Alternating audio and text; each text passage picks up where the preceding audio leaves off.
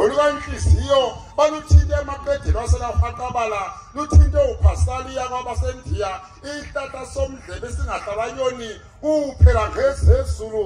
onobatshazwa obatshazwe izizwe zonke ubatshazwe uvele emgwamandeko lasemhlalane ushebu hlasele ngevakele kwamzilikazi kamashobana lithe libuya lalithwela amadlokolo amabheshu nezidwaba amagwalagwala amashoba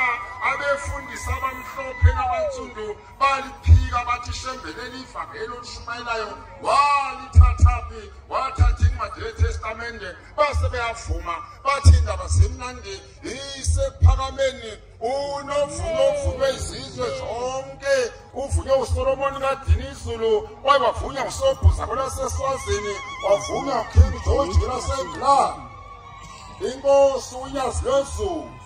umlilo uyashisa ngawulibala usubuhanguhangu usizwa ingwele endala yakithi emhleni bamaNazaretha babehleli bengazuthi imbuzi sematholeni ufikile olandela izizwe zonke ifikile inkosi uMesiya ufikile ufika bengathandi ufike befunga bethi inkosi uNyazi ngeke ihlale ibuse emhleni bamaNazaretha bathi kowila kaqoshwe izinkukhu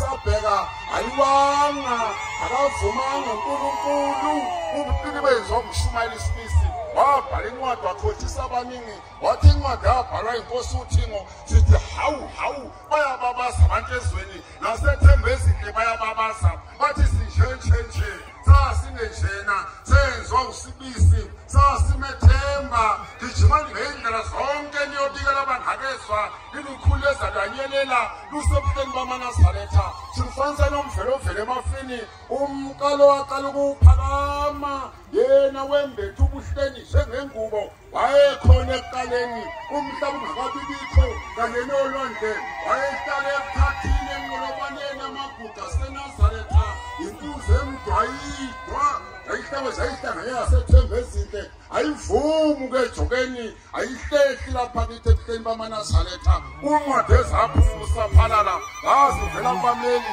aziphuma emajajini aziphana wenu umthetho wasemajajini gijimani ngey'ndlela zonke liyobikela abangakezwa usibamba nkuzana besawa bakubo emhlabeni bambamba umeli ubuthezi wamqumba phansi kwaluduma ulwandle wavuka abaleka omangala enkantolo eDurban High Court babopha amanqindi enyatha enkantolo eDurban High Court babophela inkosi asembusweni wezulu ningayithinti leyo nkosi yehle emazulwini azoba umuntu ebantwini inkosi uNyazi iphume ebuhleni yentabeni engcwele intaba entangakazi ithe isehomisi lamemeza izwi lomemezayo ilabhophela isitimela samampondo lathi bheka qaphela ungakusaya entabeni entangakazi kukhona izitha zikaJehova phenduka ubheke empumalanga Mesiya sabelu yabizwe eKhenani ubizwe ubhophela isitimela samampondo kuthi khona isizwe sikaNkulunkulu kusithatha isibeke cababa phekwentaba yaseKhenani bheka inkosi uNyazi ngene eKhenani inyathela kancane inyathela ngesizotha kulilizela amakhosikazi akithi khona lapha eKhenani